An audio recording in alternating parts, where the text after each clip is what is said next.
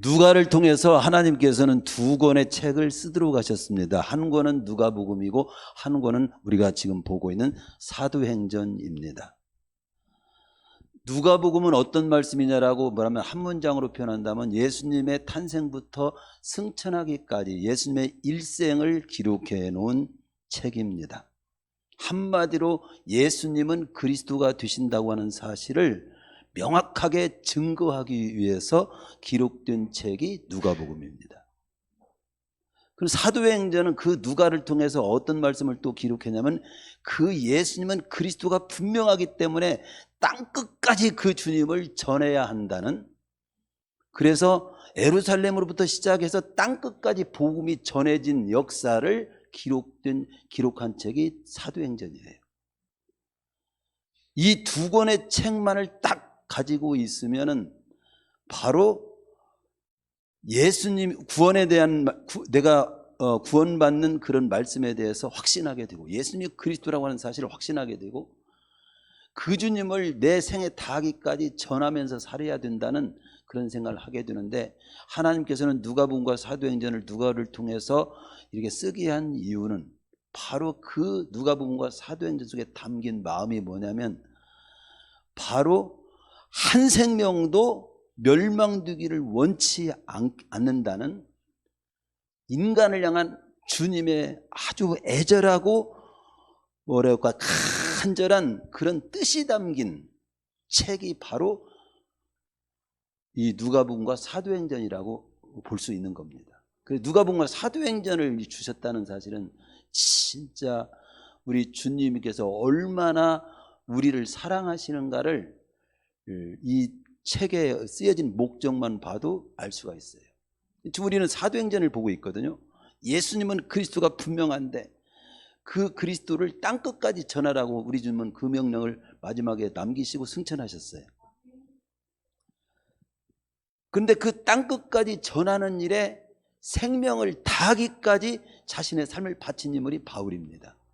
여기 사도행전 9장에서부터 바울이 등장하잖아요. 그 바울이 다메섹 도상에서 예수 믿는 사람들을 아주 제일 미워하고 제일 싫어하고 잡아 죽이는 일에 앞장섰던 사람이 바울입니다. 그런 바울이 예수 믿는 사람들을 잡아 죽이고 감옥에 가두고 또 잡으러 가기 위해서 가다가 다메섹이라고 하는 곳에서 부활하신 주님을 직접 만나게 되는 거예요. 거기서 그는 뒤집어집니다. 예수님이 정말 그리스도가 맞구나. 그걸 깨닫고 그 뒤로부터 그는 그 주님을 전하는 일에 삶을 바치기 시작하는 거예요. 그래서 숨들을 순교하기까지 죽기까지 그 예수님은 그리스도라는 사실을 만방에 전하다가 마지막 순교로서 삶을 마친 인물이 바울이고, 오늘 바울은 밀레두라고 하는 곳에서 에베소에 있는 장로들에게 마지막 고별 말씀 설교를 하는 내용이 기록된 곳이에요. 기록된 장이 오늘 읽은 내용입니다.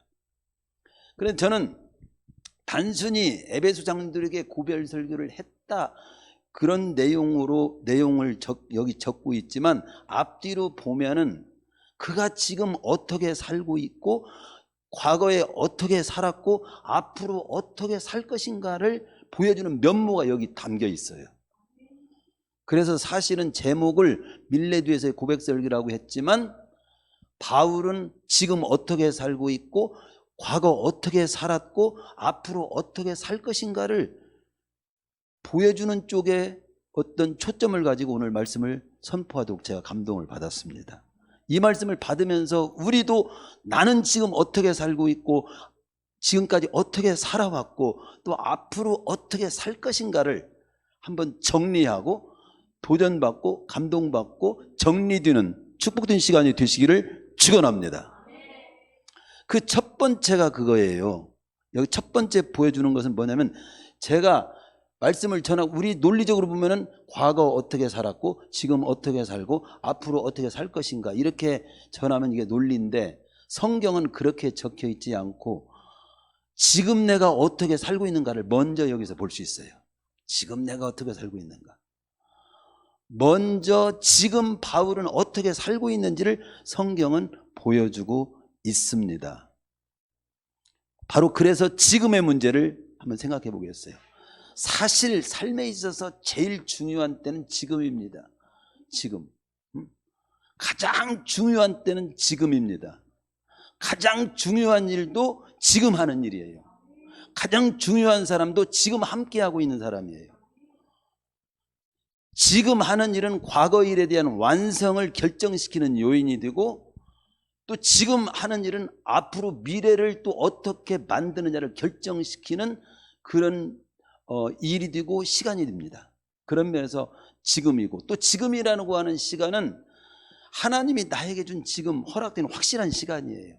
과거는 이미 흘러갔고 미래는 오지 않았어요. 과거는 붙잡을 수 없고 미래는 앞당길 수 없습니다. 또 내가 미래를 살 수 있는 장담을 못합니다.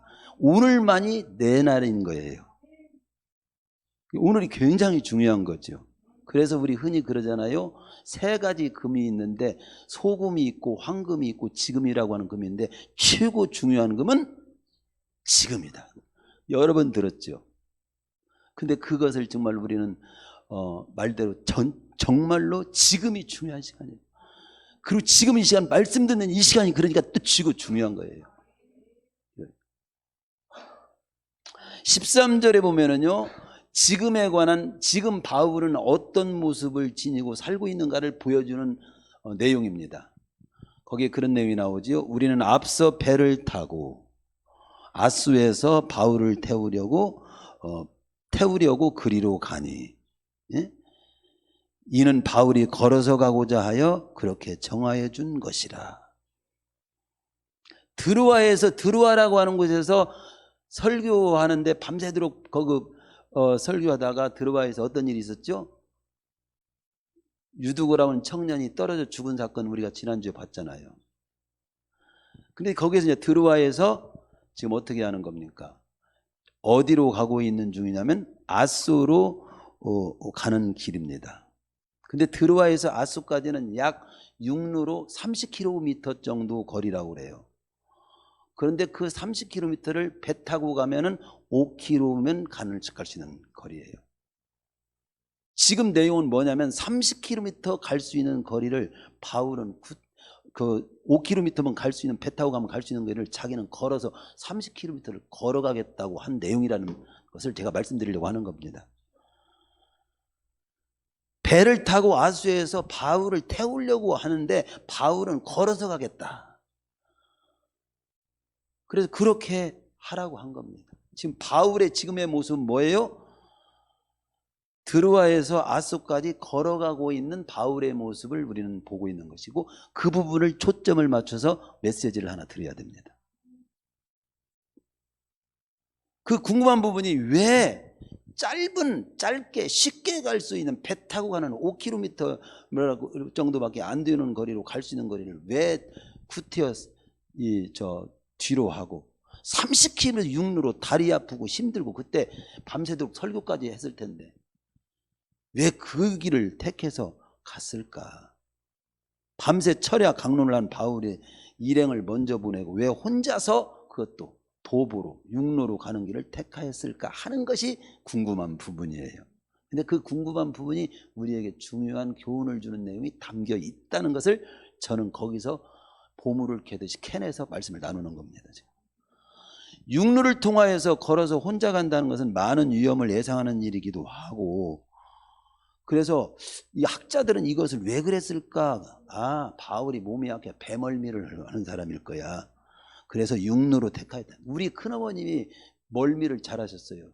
그리고 시골에서 거기 아들이 시내에 사는데도 거기를 한 번도 못 가고 자전거에다 싣고 갔었는데, 그것도 배멀미가 나가지고, 멀미가 나가지고 굉장히 한 번 시내에 사는 그 아들네 집을 정말 한 번 딱 그렇게 해서 가본 적이 있고, 평생을 한 동네에서 평생을 사시다가 가셨어요. 그리고 멀미 오는 건 그런 분도 있더라고요. 어쨌든 여러 견해가 있습니다. 다른 한편으로는 그 배멀미를 하기 때문에 육로를 택하였다는 견해도 있지만, 그런 것은 아니라고 하는 것은 여러 가지 앞뒤 상황으로 알 수 있었습니다. 근데 그러면 어떤 그런 견해가 있느냐, 그 견해를 우리가 지금 말씀을 나누려고 하는 그 견해를 소개하겠습니다. 그때는 4월에 화창한 어떤 봄이고, 그래서 직선거리인 육류를 택해서 이제 가려고 했던 그런 거에는 그때는 굉장히 경치가 굉장히 자연의 봄의 경치가 굉장히 좋은 때였습니다. 아, 그냥 바울이 사냐를 구경하려고 그랬나? 뭐 이렇게 또 이렇게 생각하는 사람도 있어요. 그런데 자신이 지금 사명을, 자신에게 주어진 사명과 앞으로 주어질 일들을 생각하면서 주님과 자기는 혼자 깊은 교제를 하면서 대화하면서 깊은 묵상을 통해서 대화하기를 원해서 그 길을 택했을 것이라고 하는 것이 그 다음 견해입니다. 저도 이 견해에 동의해요. 예루살렘 향해서 가는 바울은 지금 자신의 앞길에 많은 어려움이 있음을 이미 감지를 한 상태입니다.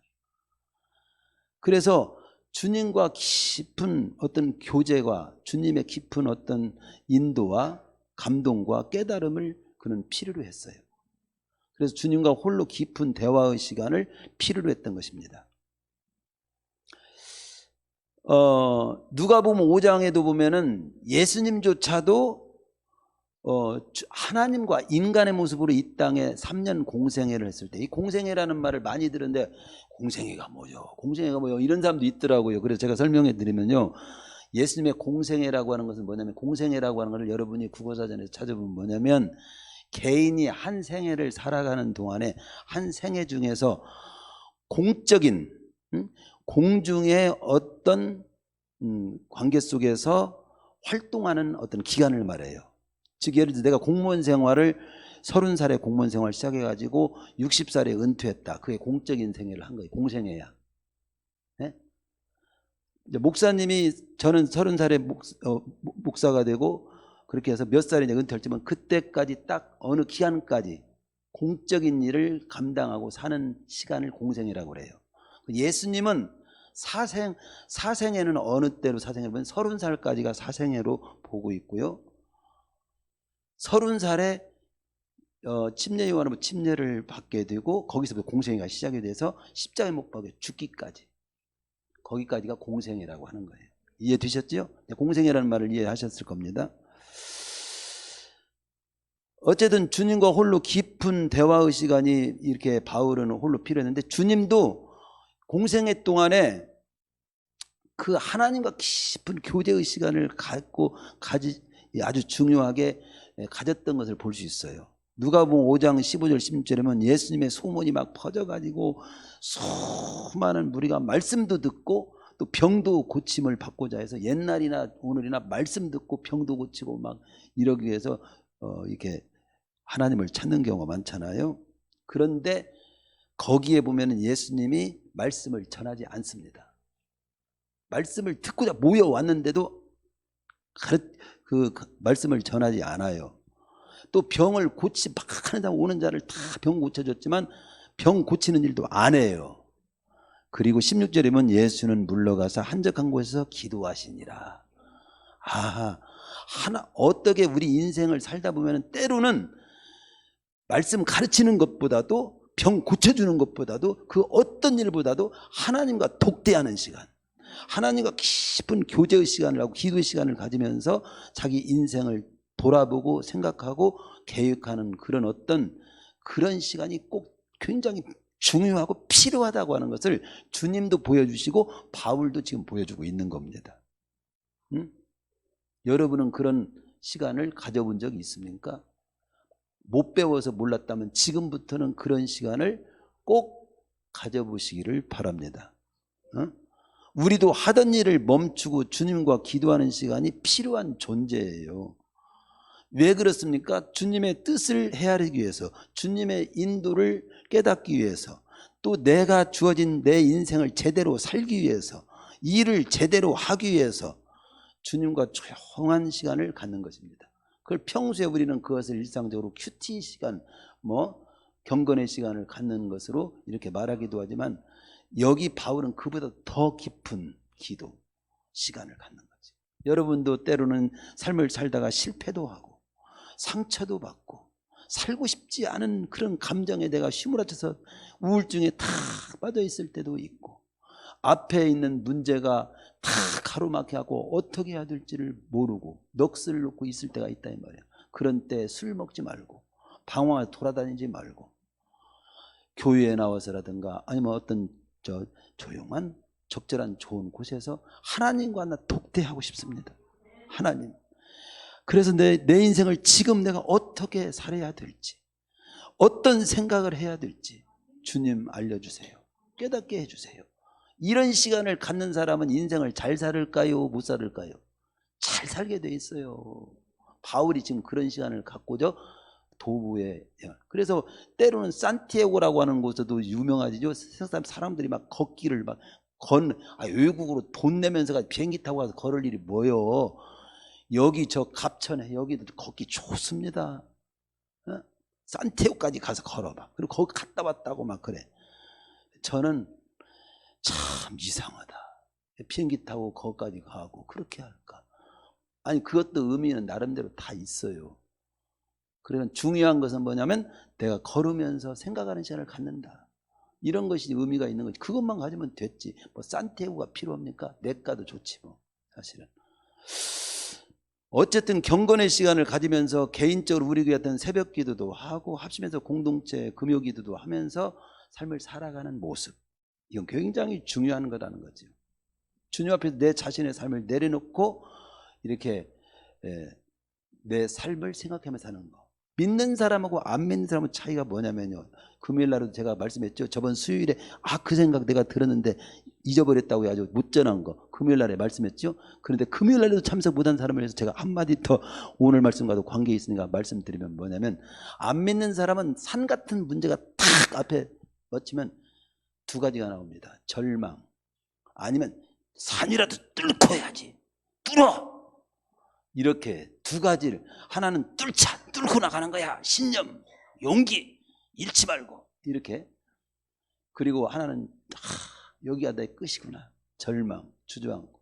그것이 안 믿는 사람들의 풀어가는 태도입니다.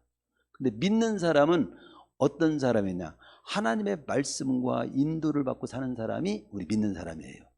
그래서 일단 일이 탁 막히잖아. 그러면 거기서 하나님의 인도가 있기까지 기다리는 거야. 내가 이런 일을 만났는데요, 이 만난 일을 내가 어떻게 생각해야 할까요? 어떻게 또 풀어갈까요? 어떻게 또 넘어가야 할까요? 뚫어라 그러면 뚫고, 돌아가라면 돌아갈 것이고, 좀 기다리면 기다려. 광야 40년 이스라엘 백성들이 광야를 살아갈 때 그 광야에서 농사도 안 짓고 가축 목축업도 안 했는데 어떻게 40년을 200만 명이 넘는 사람이 삽니까? 딱 한 가지 존재할 수 있었던 이유는 하나님의 인도하는 대로 살았기 때문에 그래요. 구름기둥 불기둥으로 인도했다고 나오잖아요. 출애굽기 마지막이 그 한 절이 나와요. 그냥 구름기둥이 머무르면 거기에 하루라도 있고, 어떤 때는 막 뭐 며칠 몇 달까지도 머무르면 그냥 있는 거야. 우리는 그건 뭔 뜻이냐면 하나님의 인도를 알기까지는 딱 멈추는 거야. 겁내지 않아. 죽을 병이 들었다고 해서 다 죽는 것이 아닙니다. 하나님은 죽을 병을 통해서도 하나님을 강하게 단련시키는 그런 기회로 쓰시기도 하고, 큰 인물이 되기도 하고, 큰 축복을 준비시키는 기회로 쓰기도 합니다. 근데 그걸 모르는 사람은 막 죽었구나, 막 겁내고, 막 내가 어떻게 해보다가 낙심하고 주저앉고 나는 끝났어, 열광 부리면서 그렇게 풀어갑니다. 그러나 우리 믿는 사람은 딱 멈춰서 하나님과 독대하는 시간 갖는 거지. 주님, 제가 이런 일을 만났는데 저는 잘 모르겠어요. 지금으로서는 암담하네요. 그러면서 주님의 인도가 있기까지 머물면서 기도하고 기다리는 거죠. 그리고 인도가 있으면 용기 있게, 소망 있게, 복되게 가는 거죠. 그게 우리 믿는 사람과 안 믿는 사람의 차이예요. 근데 그 차이인데, 우리 믿는 사람은 그렇게 살아야 되는데 왜 안 믿는 사람처럼 그게 실패하면 그냥 실패로서 그냥 거기서 주저앉아 있고, 하나님께 독대할 시간도 하지도 못하고, 왜 그러고 사냐 이거야. 저는 제일 좋아하는 찬양이 뭐냐면, 좋아하는 찬양 중에 하나가 여호와는 나의 목자시. 그 찬양 오늘 아침에도 불렀죠. 주님의 인도 따라, 양은 주님의 인도 따라 가면 최고 평안한 거예요. 두 번째, 아니, 두 번째가 아니라 거기 14절에 15절에 보면 바울은 아수에서 일행들과 다시 만나서 미둘레네를 거쳐서 기후와 사무에 들려가고 에베소를 지나서 밀레도, 이제 오늘 밀레도 설교를 하게 되는데 밀레도에 도착을 하게 됩니다. 그리고 16절에 보면은 바울은 아시아에서 지체하지 않고 에베소를 그냥 지나쳐, 여기는 막 그냥 속도를 냅니다. 에베소를 들려야 되는데 에베소를 그냥 지나치라고 합니다. 우리 어디 가면 여기 좋은 곳 있어요, 먹을 것도 먹는 뭐 음식점도 있고요, 구경할 것도 많은, 여기서 좀 머무릅시다, 예를 들어 이럴 수도 있잖아요.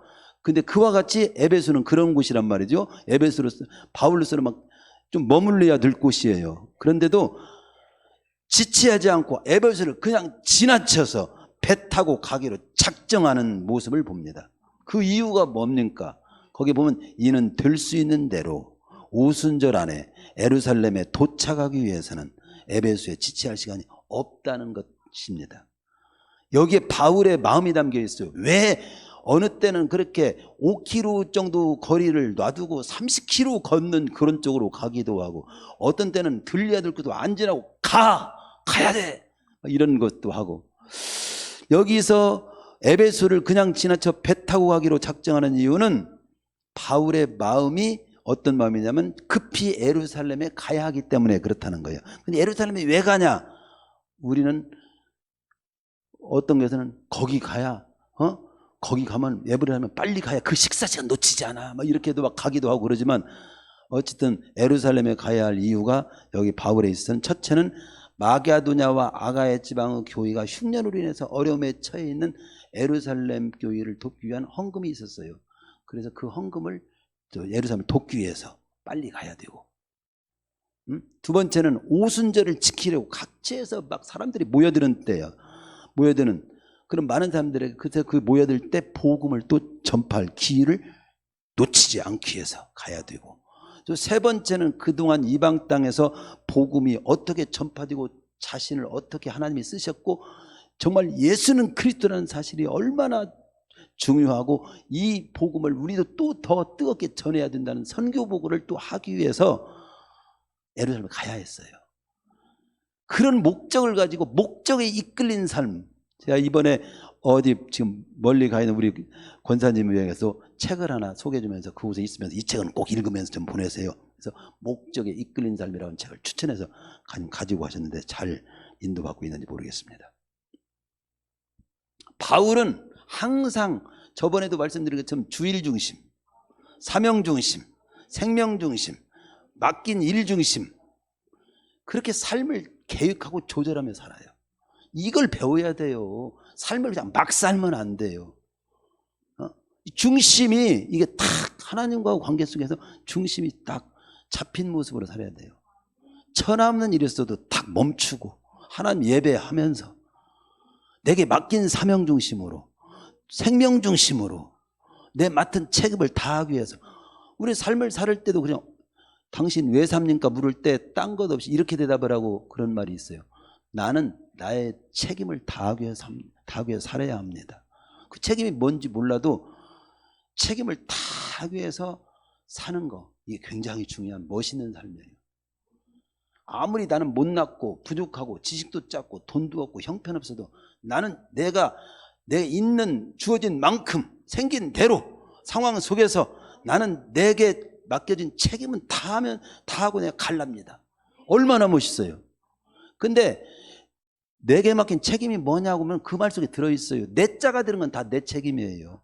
내 부모 누가 모셔야 돼요? 내가 모셔야죠. 내 자식 누가 양육해야 돼요? 내가 양육해야죠. 내 자가 붙은 건 내 책임이라고 생각하면 돼. 내가 만난 일, 내가 헤쳐가야지요. 우리 교회, 누가 교회를 세워야 됩니까? 내가 속한 내가 세워야지요. 목사님이 세울 텐데 뭐. 목사님이나 여러분이나 똑같아, 하나님 앞에서. 6월절과 오순절 사이에는 50일인데 바울은 이렇게 빌립보에서 들어와까지 12일을 소비했고 밀레도까지 가는데 추가로 나흘이 걸렸기 때문에 바울은 귀중한 시간을 더 이상 놓치지 않고 해서 에베소는 다시 들리지 않기로 한 겁니다. 그래가지고 여기서 들리지 않기로 하는 대신 그런데도 에베소 교회를 그냥 지나치면 안 되기 때문에 에베소 교회 장로들을 초청해서 밀레드로 초청해가지고 당신들이 좀 와. 그래서 당신들에게 내가 전해줄 말을 만나서 좀 하고 나는 빨리 올라가야 됩니다 해서 밀레도에서 장로들을 만나서 고별 설교를 하게 되는 겁니다. 어쨌든 이렇게 바울은 이렇게 주일 중심으로 사명 중심으로 이렇게 맡긴 일 중심으로 이렇게 움직이는데 우리도 일에 파묻혀 살지 말고 일에 파묻혀 산다고 잘 사는 것이 아니에요. 일을 다스리고 조절하면서 살아야 돼요. 제가 암 있죠? 우리 암. 이게 우리 암을 만났다가 큰 중병을 만난 것처럼 크게 생각하잖아요. 근데 암이라는 것을 영어로 보면요, uncontrolled growth라고 정해 있어요. 즉 이 말을 보면은 뜻이 뭐냐면 통제되지 않는 성질. 그래서 통제되지 않는 몸이나 삶은 어쩌면 암과 같은 거예요. 통제되지 않는 성질의 어떤 그런 지금 병이란 말이죠. 그러니까 통제가 삶도 나를 내가 통제하고 다스리지 않고 삶에 묻혀서 막 휘둘려 살면 지금 삶에 암병이 걸린 거예요. 암과 같은 삶을 살고 있는 거야. 그런 걸 깨닫게 해주시더라고요. 다스립시다. 창세기도 항상 저번에도 말씀드린 것처럼 하나님이 인간을 만들었을 때는 복을 주셨어요. 어떤 복을 주냐면 다스리라고 했잖아요. 그리고 그 창세기 4장에 보면 그런 내용 있잖아요. 거기에는 아벨과 가인 나오잖아요. 가인에게 한 말이 있어요. 죄의 소원, 네가 죄를 막 지을 마음이 일어나지만 죄를 다스리라고 나와요. 다스려야 돼. 우리도 막 감정이 막 확 올라올 때가 있죠. 막 죽이고 싶은 생각도 있고 막 죽고 싶은 생각도 있죠. 다스려야 됩니다. 다스리면 복이 되고 휘둘리면 지는 거야, 실패인 거야, 죽는 거야. 네? 그게 다스린다고 하는 것이 굉장히 중요한 거예요. 두 번째로는 어떤 모습을 우리가 또 초점을 맞춰 가냐면 여기는 지금 바울이 어떻게 가고 있는가, 살고 있는가를 봤죠. 두 번째는 지금 자기는 이제 뭡니까? 에베소에서 여기 어딥니까? 밀레드에서 에베소로 보내고 장로들을 청했잖아요. 그래서 만나게 되는데 장로들에게 고별 설교를 하게 되는 거예요. 근데 그 고별 설교를 통해서는 뭘 할 수 있냐면은 바울로 말하면 자신의 지난날의 삶을 고백하는 거예요. 지금 말씀하는 거예요. 내가 이렇게 살아왔습니다. 여러분도 앞으로 또 지금 이렇게 살았으면 좋겠다 하는 면에서 바울 한 사람으로 본다면 지금까지 어떤 모습으로 살아왔는가를 보여주는 내용이야. 이게 과거예지요. 과거. 아까는 지금 살아가고 있는 바울의 모습, 이 고별 설교를 통해서는 어떻게 살아왔는가에 관한 모습. 그래서 우리도 어떻게 살아왔는가를 우리는 한번 살펴볼 수가 있는데, 우리가 살아온 삶은 살아오면 끝나는 게 아니에요. 우리의 살아가는 삶, 앞으로 살아온 삶을 남겨야 될 어떤 삶은 왜 중요하냐? 하나님은 우리를 평가할 때 소유로 평가하지 않아요. 그 사람이 얼마나 잘생겼느냐로 평가하지 않아요. 얼마나 높은 자리에 있는가로 평가하지 않아요. 얼마나 부자인가로 평가하지 않아요. 얼마나 돈이 많았는가로 평가하지 않아요. 얼마나 많이 배웠는가로 평가하지 않아요. 내게 주어진 것을 어떻게 썼는가, 어떻게 살았는가로 평가합니다. 그런 면에서 과거도 중요하고 앞으로도 살아갈 굉장히 중요한 거예요. 살아가는 과정이 그래 중요한 거예요. 지금 이 시간도 평가를 받고 있습니다. 예배에 성공자가 있고 실패자가 있습니다. 여기 예배 드리면서 지금 저 핸드폰 지금 두드리고 저 뭐 하고 있다, 지금 실패하고 있는 거지. 하나님을 조롱하고 있는 거지. 대단히 실패하는 거지.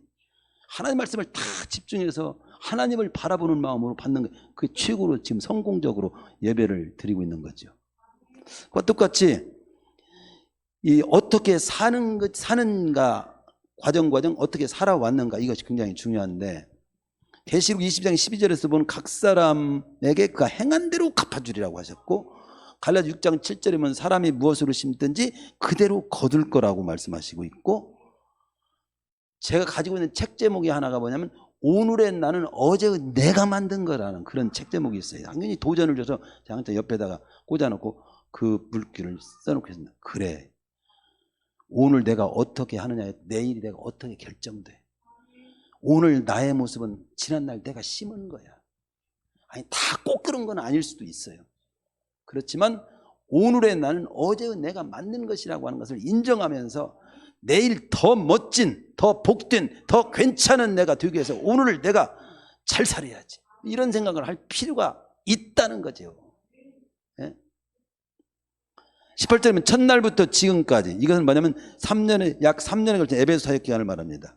19절에 모든 겸손과 눈물이며 유대인의 관계를 인해 당한 시험을 참고 주를 섬겼다, 그렇게 나옵니다.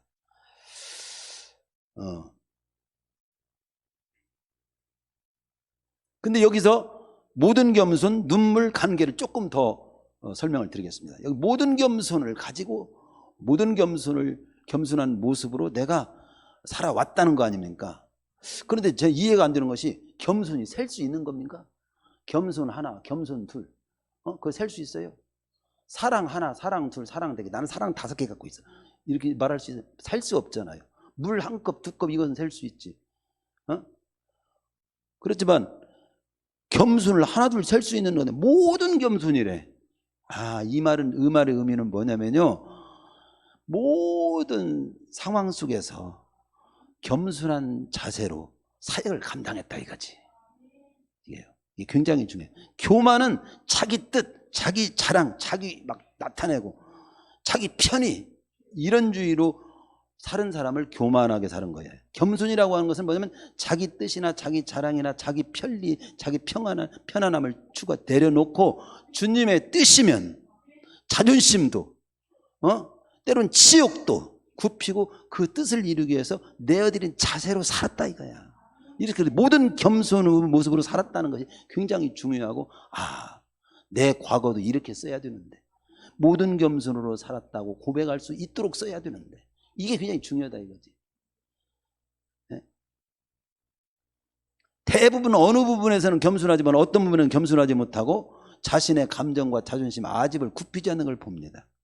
우리가 주님의 뜻을 이루는 일에 쓰임받기 위해서는 모든 겸손을 지녀야 돼. 하나님 앞에서는 모든 겸손이에요. 온전한 겸손, 이건 주님의 성품입니다. 나를 닮으라고 했을 때 겸손과 온유와 겸손하라고 하잖아요. 그 다음 눈물이 있었다고 나옵니다. 눈물이, 제가 저번에 눈물에 관한 내용을 저 주부에다가 한번 썼지요. 눈물, 목회자의 말 한마디에 자신의 부족을 놓고 주님 앞에 애통하며 우는 눈물은 복이 있는 눈물입니다.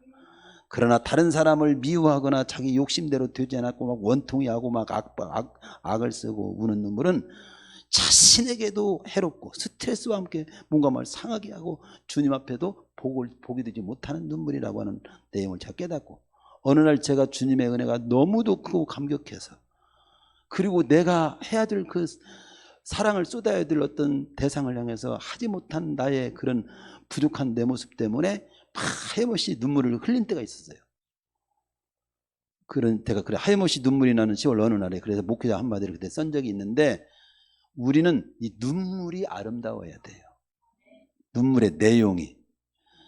31절에서 그는 내가 3년이나 밤낮 쉬지 않고 눈물로 각 사람을 훈계했다. 각 사람을 정말 눈물로 잘 살아가기를 여러분 가르치고 부탁하고 권면도 하고 그랬다는 거죠. 이걸 좀 여러분들이 기억했으면 좋겠다. 바울의 이 눈물은 감상적인 눈물이 아니에요. 영혼에 대한 사랑과 복음 사역에 대한 진지한 그런 표현입니다. 복음을 거부하는 인생들을 보면서 마음 아파서 울고, 자기 동족이 회심하지 않는 모습을 보면서 회심을 위한 눈물, 그 영혼을 구하기 위해서 흘리는 눈물. 여러분 식구들이 지금 지옥으로 달려가고 있는데도 뭐 감각 없이 살고 한 번도 눈물을 흘려본 적이 없습니까? 내 식구들이 지금 다 어디로 가고 있는가를 생각하면서 팍 아파서 우는 눈물. 자기 남편 같이 살았지만은 그 남편이 아직도 주께로 돌아오지 못해가지고 생각이 같이 이불 속에서 자지만 생각은 달라. 전혀 달라.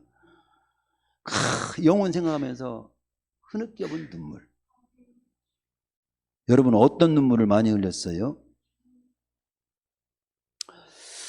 이런 눈물이 있었다는 것이고요. 그리고 유대인의 간계를 당한 시험을 참고 주님을 섬겼다. 그렇게 나와요.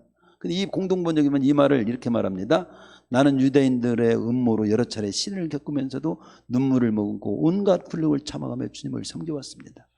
이 주님을 믿고 나가는 믿음 생활 하려면요, 그 시험을 참고 견뎌야 되는 여러 가지 막 그 억울함, 속상한 거 잘 참는 이 훈련이 필요해요.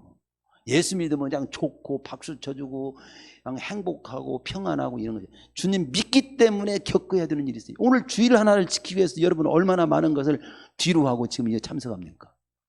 그렇죠? 바울 같은 고린도 11장 24절은 구체적으로 자기가 주님 복음 전하는 것밖에 없고 사명 따라 사는 것밖에 없는데 그 사명 감당 믿음 지키면서 사는 것 때문에 자기가 유대인들에게 그 당한 일을 갖다가 쭉 기록해 놓은데 거기를 조금만 소개하면 고린도후서 11장 24절 이하에 보면은요, 유대인들에게 40에 하나 감한 매를 5번 맞았어요. 여러분을 예수 믿는 것 때문에 잡아다가 끌고 가는 볼기를 갖다가 두들겨 패는데 거기 40대를 패면 로마 법에 걸립니다. 그러니까 39대를 패는 거예요. 39대. 39대 맞으면 너 있어? 아니, 한 대만 뺨을 그냥 예수 믿는데, 너 예수 믿으면 너 교회만 가기만 해. 그러면 뺨을 그냥 슈리 쳤어. 맞았어.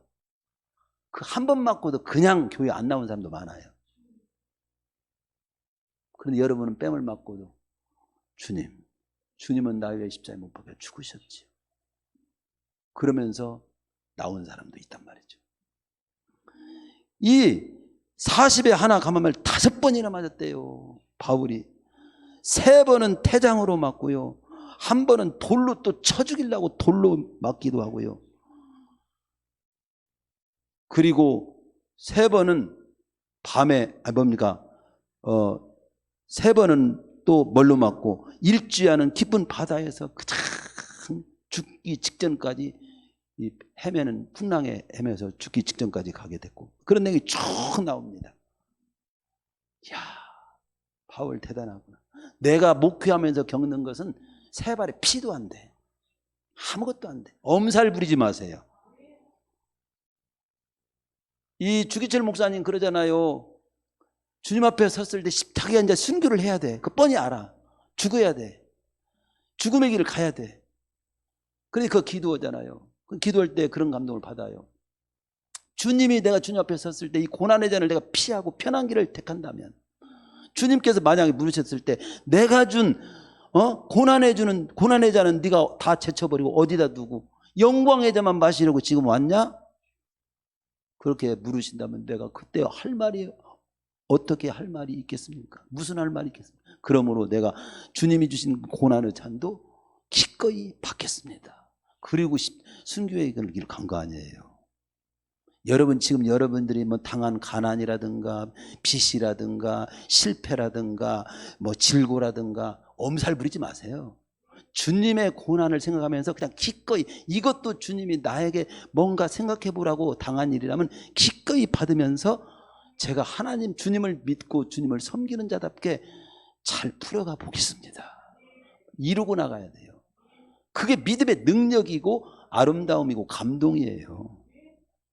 그러면서 20절 21절에서는 바울이 그러잖아요. 유익한 것은 무엇이든지 공중 앞에서 각 집에서 꺼림없이 가르치고 유대인과 헬라인들에게 하나님께 대한 회개와 우리 주 예수 그리스도에 대한 믿음을 증거했다.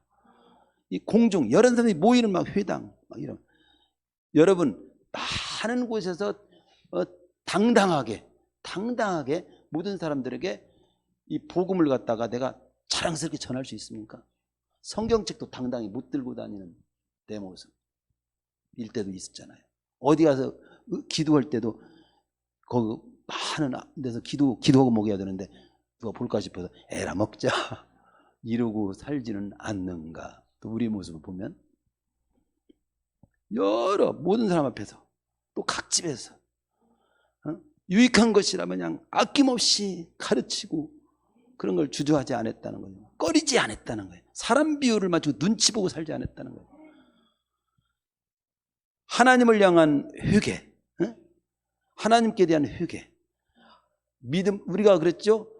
빛나는 인생은 어떤 인생인가 우리 금요일날 같이 나눴었잖아요. 다른 사람을 돌아오게 하는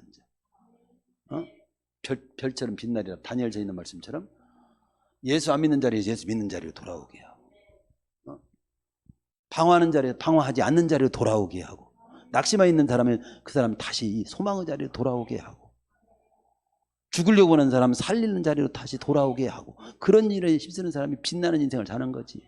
나도 빛나는 인생을 살아가고 다른 사람도 그렇게 해서 빛나는 인생을 살 수 있도록 하는 것이 믿음으로 살아가는 우리의 모습이어야 되지요. 마지막 부분 22절은 앞으로의 삶을 어떻게 살 것인지에 대한 말씀입니다. 왜냐하면 이제 예루살렘으로 자기가 올라가서 어떤 일을 당할 것인데 자기는 거기 가겠다, 그런 내용이거든요. 자기는 거기 심령의 매임을 받아, 여기는 오늘 우리가 성경에 보면 성령의 매여 그렇게 나오죠. 개역성경에서는 심령의 매임을 받아라고 나왔어요.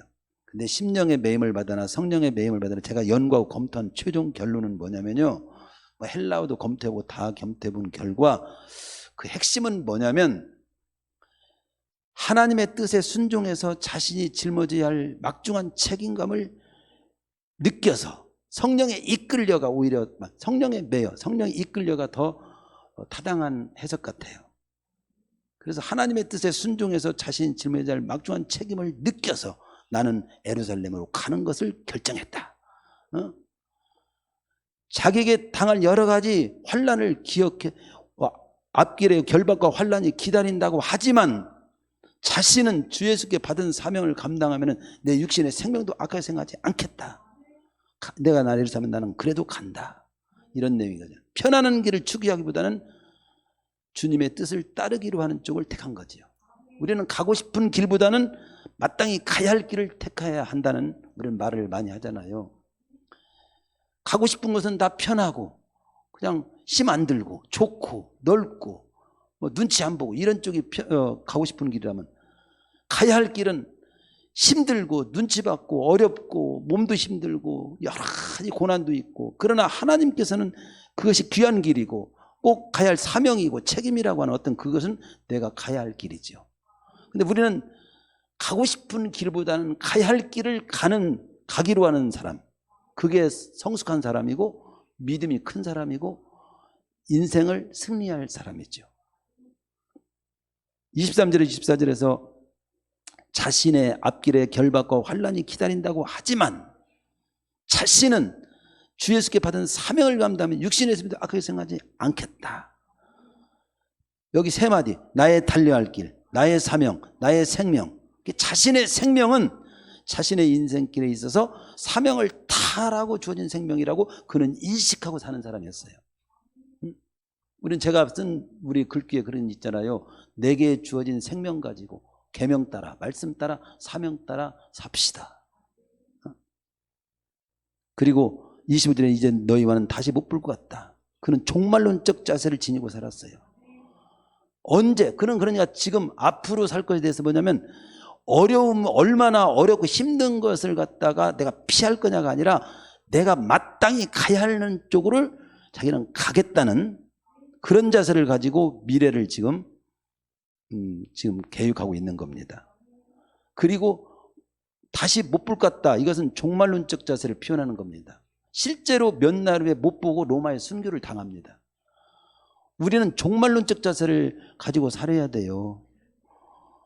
오늘이 마지막일 수도 있는 거예요. 내일은 장담할 수 없어요. 그렇기 때문에 사명도 봉사도 사랑도 책임도 미루면 안 돼요. 그래서 이런 말이 있어요. 다음이라는 말을 쓰는 것은 마귀가 주는 말이고 지금이라는 말을 쓰는 것은 성령과 주님이 주시는 말씀입니다. 언제나 다음에 해볼게. 다음부터 내가 믿음 지킬 거고, 다음부터 교회 나올 거고, 다음부터 내가 뭐 일 다 해놓고 합격해놓고 취직해놓고 공부해놓고 시집가고 장가한 다음에 우리 시어머니 다 돌아가신 다음에 내가 그때부터 모든 예배 참석할게요. 마귀가 주는 말이에요.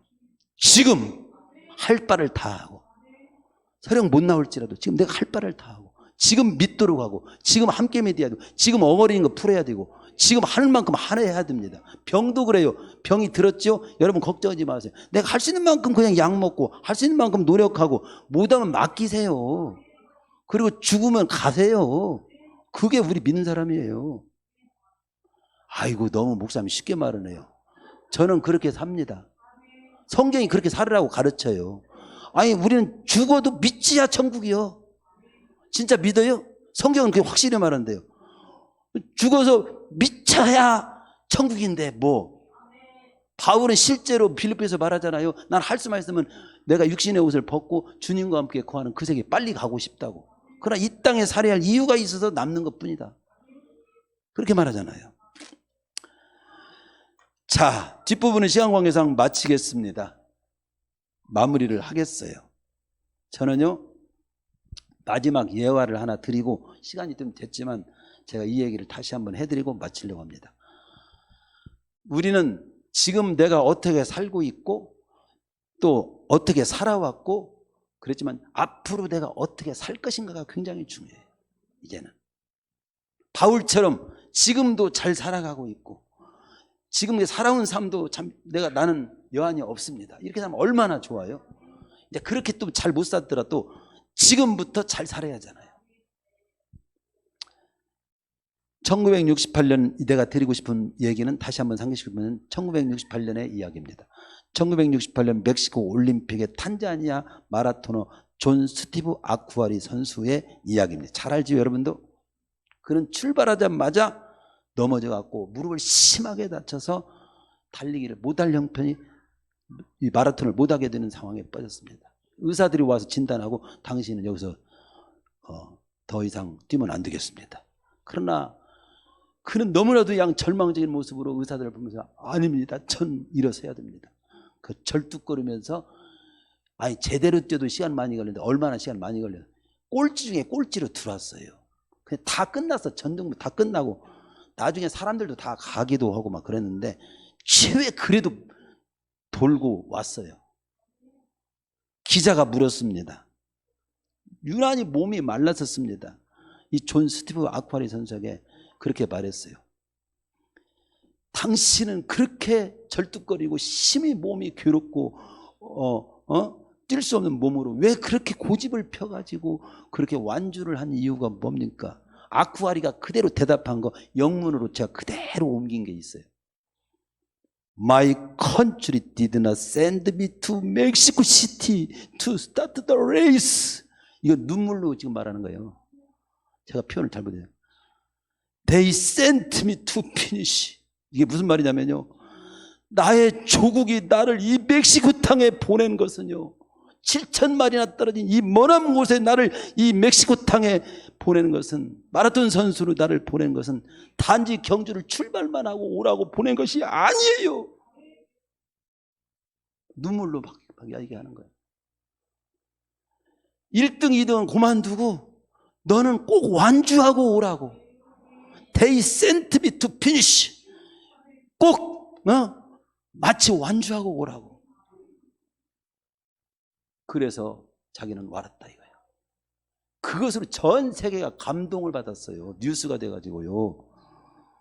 끝까지 완주하고 돌아오라고 이곳에 보낸 거다. 제가 그 말씀을 제가 어느 날 적용했습니다. 하나님은 나를 이 땅에 보낸 것은 여기서 조그마한 교회하고 실패하고 여러 가지 알아주지도 않고 거기서 이 물량 저 물량 마냥 지쳐가지고 해라 나도 여기까지 고만하고 주저앉으라고 보낸 것이 아니라 비록 사람이 몰라주고 어떻게 할지라도 나에게 맡긴 주님의 일을 끝까지 생명까지 다 하다가 네 인생 끝까지 완주하고 와. 그렇게 해서 나를 이곳에 사명자로 보내주고 목사로 세웠다. 인생에는 두 가지 영웅이 있다는 거잖아요. 제일 먼저 목표점에 도착한 성공한 사람. 그러나 1등이나 2등이나 관계없이 모든 장애